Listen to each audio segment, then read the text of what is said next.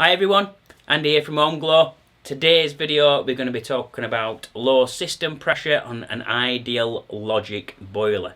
Today's video we're going to be working on an ideal logic plus combination boiler version, but you might get this same situation on something called a system boiler.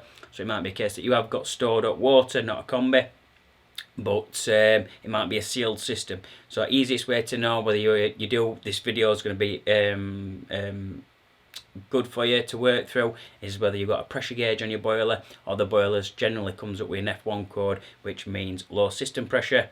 On this ideal logic combination boiler we're working on today, it has got text on the front of the boiler that does say low system pressure. So let's get on with it, and I'll teach you how to top up your boiler so you don't need to incur any call outs from any plumbers or heating engineers. So let's get on with it.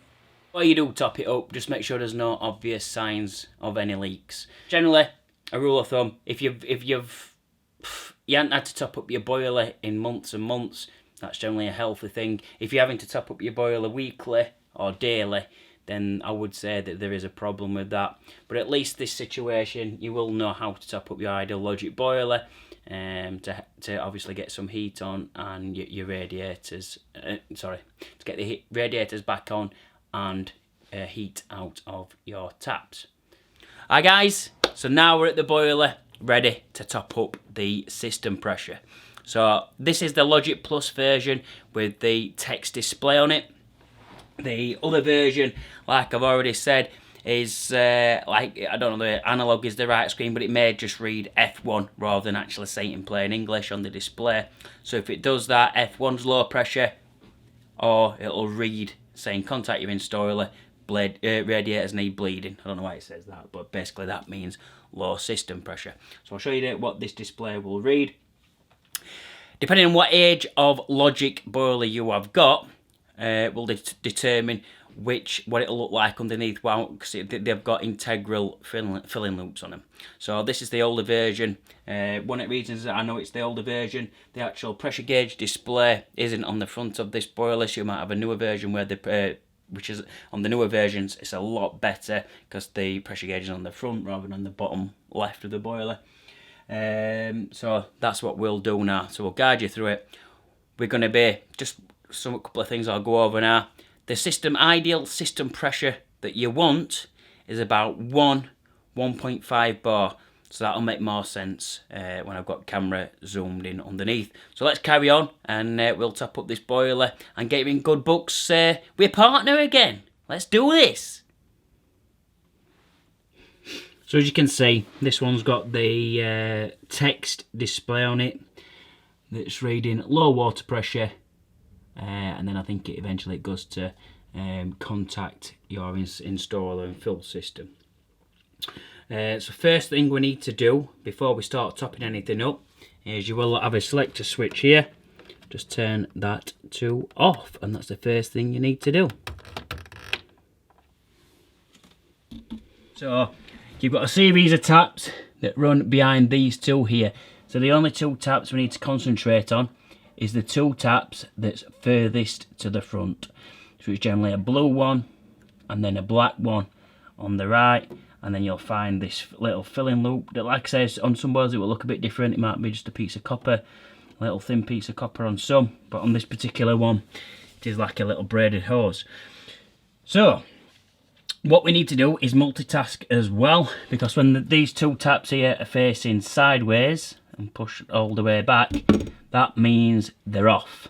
So what we need to do is concentrate on, we'll open one. So all we're doing here, we open the first one, the blue one, that's the cold water going up into this pipe here, up to this point here. So like a gate, the gate is shut at the moment, so no water will be entering the boiler. So we'll leave it as it is at the moment, and I'll show you the reason why.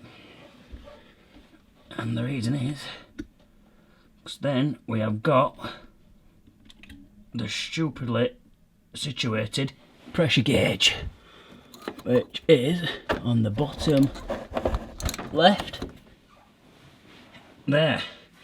So you can see the black needle is, I'll just zoom in.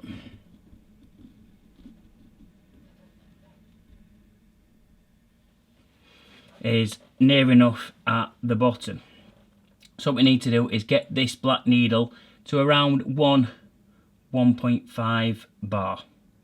If I turn it, you'll let water going in the boiler as well. The needle starts to go up. So whilst you're looking at the gauge, obviously you're still in control of the filling of the boiler with the tap. Get it to about 1.5 bar.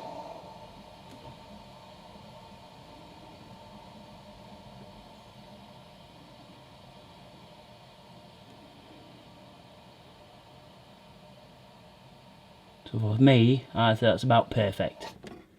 Turn that tap off, and then you would also turn the blue one off also. And to be fair, guys and dolls, that is how you top up an ideal logic boiler. I will put, I've done another little bit of a video on the newer version of the tap as well, so I'll also include this in this video.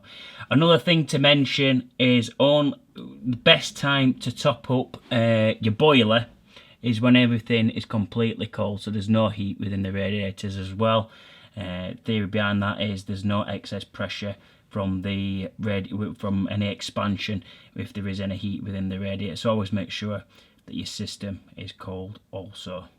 Again, I hope it has been helpful. If it has, please subscribe and also give us a like if you could be so kind.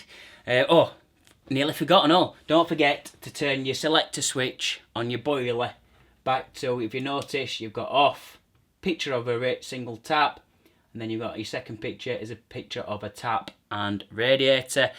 Summer mode, you could turn it to just a picture of a tap, so even if your radiators are calling for heat, it would only give you hot water as it turns off the central heating side of things. So if you want both on, heating and hot water, just remember to turn it back. Cheers guys, see you soon.